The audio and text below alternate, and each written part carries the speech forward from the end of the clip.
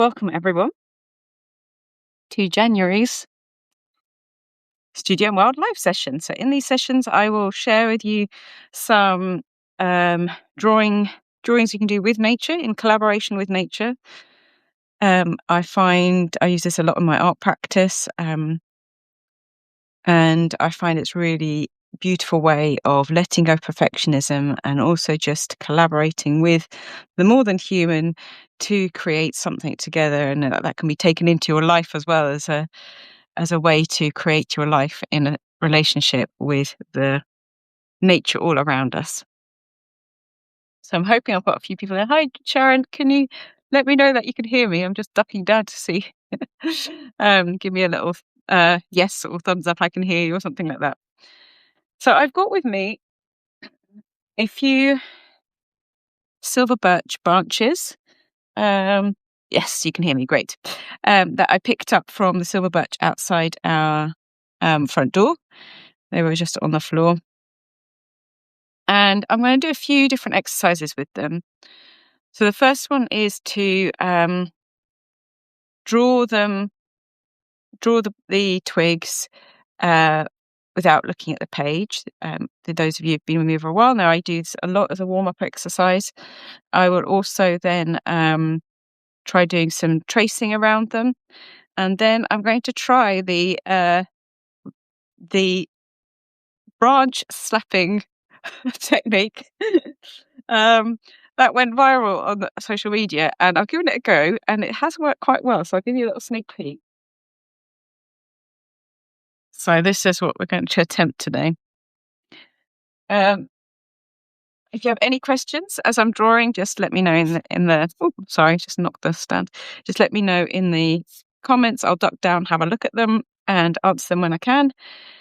Should be about 15 minutes or so not a huge long one today, and I might even show you a few bits and other artwork that I've been working on as well. So first of all, I'm going to, and you can join me as well if you've got all the bits and bobs, just some pen, paper, bit of paint and a twig. So first of all, I'm going to draw with just looking at my branch and not at the page as much as possible, and this is just to really get me looking at the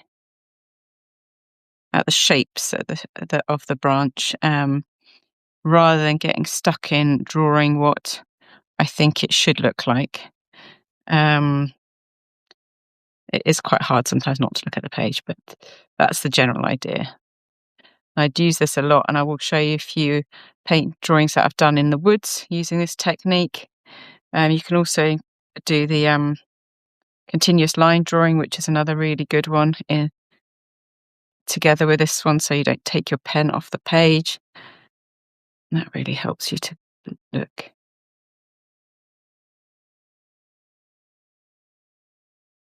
So they're never going to be perfect, and that's the point. But hopefully these drawings will give you a little bit of the essence of the branch. I often find that they feel much more alive, the drawings, when I just look at what I'm drawing rather than trying to copy it exactly. So another one, which I think lots of people would think is cheating, but another one technique is to draw around the subject as well. And this is another way of just collaborating with the nature all around you to create drawings and make.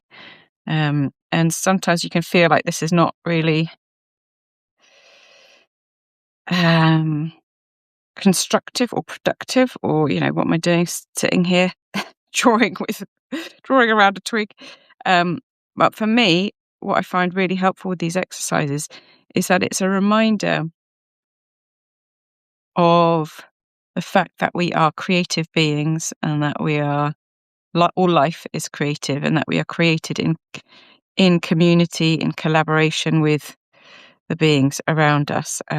It helps me to remind me that I have agency, and that who I surround myself with really matters. And you never know what kind of ideas might come from these things. You might find a whole new creative project springs from these exercises.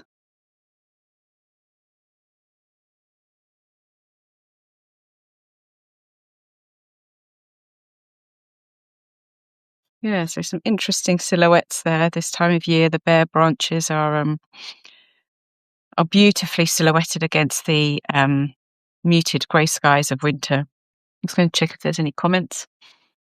Hi, Mandy. Lovely to see you. Hi, Isa. Hi, Robin.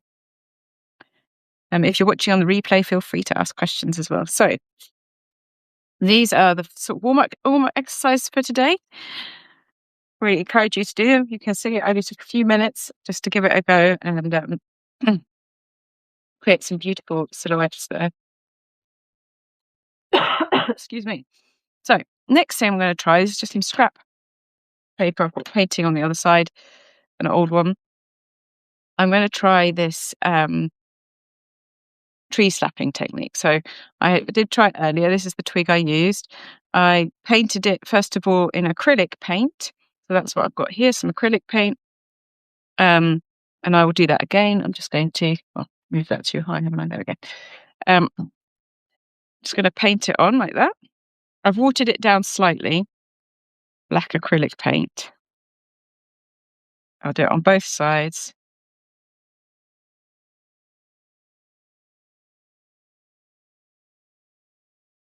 Nothing very sophisticated. And then you have to hit the page quite hard and quite quickly to get the result you want. So I'm just checking everything's in line. Yeah. Okay. So 1, 2, 3.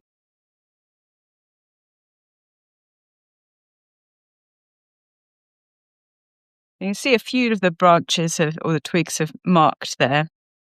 I would have really liked, in terms of composition, this to be stronger down here so it feels more anchored. I think it's probably because my piece of paper has been painted on the other side, so it's not quite flat. And so it's applied quite strangely. I might do a few more and see what happens.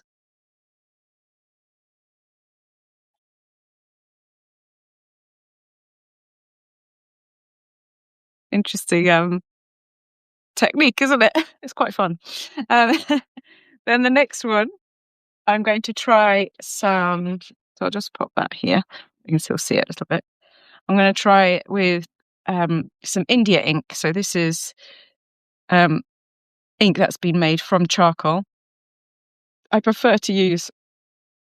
I'm going to shake it a bit, actually. I prefer to use materials that have been made directly from natural sources as much as possible, rather than acrylic paint. Sometimes acrylic is the one that works. I mean, acrylic is also from natural sources, isn't it? I mean, petrol is a natural source. But hopefully you know what I mean. There's less less processing involved from beginning to end. Okay, so these are much more watery now because they've been covered in India ink. I just did exactly the same thing, dipped it in, painted it on top, but they're much more drippy.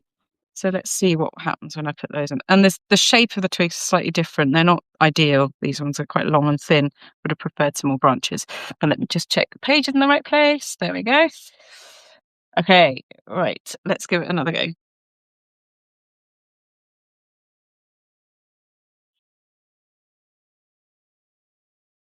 Much harder to direct this one. Yeah, it's gone really just straight in that line. So composition isn't quite right either. But really fun. And I quite like the drips, actually. Maybe I'll try this one that I use in the acrylic with, which I prefer the shape of this branch, with the India ink and see what happens.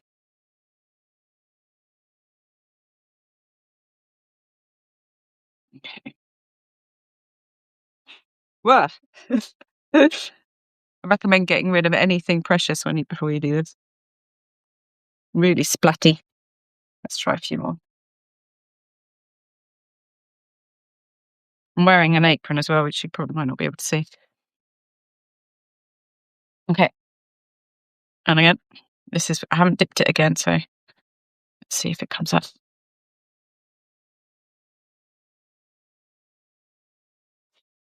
Yeah, really interesting results. I might try it. It's slightly watered down as well. I've even got a slightly different ink, which I'm going to use in a second, that I made with some walnut husks that I gathered with my daughter last summer. Oh, that's better. Really cool. I'd love to know what you think of these. Let me know in the comments. Right, I'm going to just pour out, running out of space. This is the walnut husk ink that I made with my daughter. Hope it's still okay. Yeah, it's gone too moldy, so I'll just put a little bit there. It'd be interesting to see a different colour how that comes out on the page. I haven't practiced this, so let's see what happens. I'm going to use some new bits of twig. Maybe this one here. This one here. I quite like how quick this method is. I'm finding as I get older, I quite like the quick mark making. I find it gets me out of my head and more into my body as I make. I don't think any of those are quite like I want. So let's try it with just these two. Let's get a fresh brush. More paper. Let's check that's in the right place so you can see. Yeah.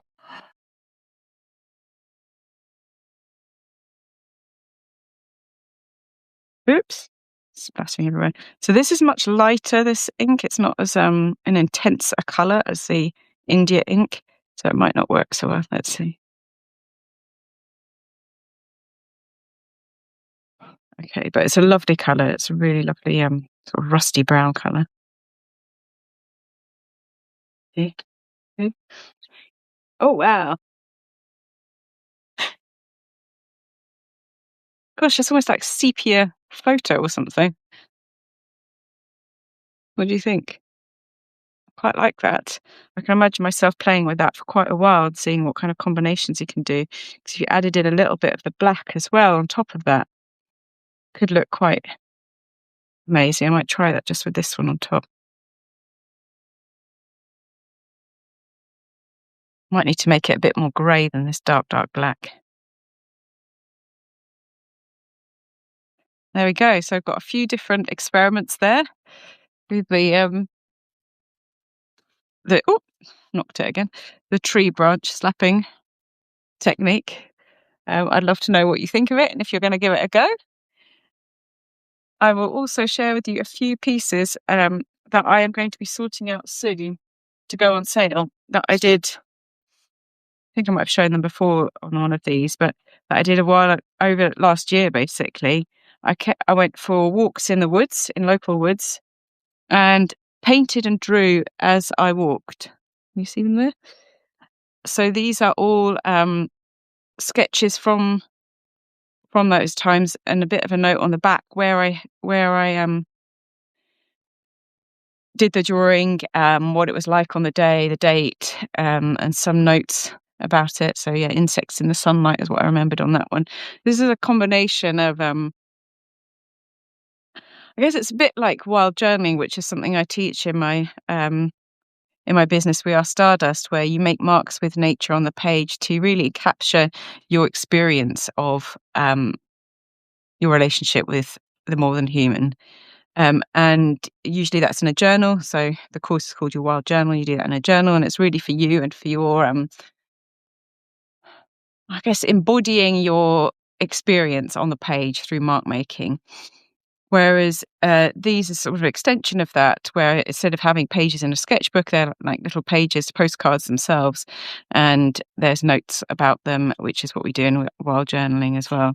And a lot of these were doing the drawing without looking at the page, which is what I did at the first exercise today. So the idea is you get a feeling of walking in the woods with me, and I'll be curating these over the coming weeks to create little sets. So you can buy a set of these from throughout the seasons to get a little snapshot of walking in the woods on your wall. So keep an eye out for those, and they're really lovely to do if you want to give them a go. Still A6 postcard size. Some with India ink here, some with pencil, some I've painted the background a little bit. Like this one with oak gall, or might have been walnut husk actually, ink, and then drawn over it. So these are some things that I'll be sorting out and sending out into the world very soon, I hope. So thank you so much for joining me. It's been really lovely having a play, and I hope you give it a go as well. Let me know how you get on. If you're interested in doing more of this kind of stuff, I have a free workshop called Wild and Imperfect, 3 nature-led exercises to unlock your creativity or reignite your creativity. I'll put the link to that in the notes to this video, so you can go and enjoy that too and get started on your wild journaling journey. Okay, thank you so much for watching me. I'm just going to check them out in the comments. Yep. Okay, thank you so much, everybody. Have a lovely rest of your January. Go gently and carefully. Yes, and don't push yourself too much. Bye.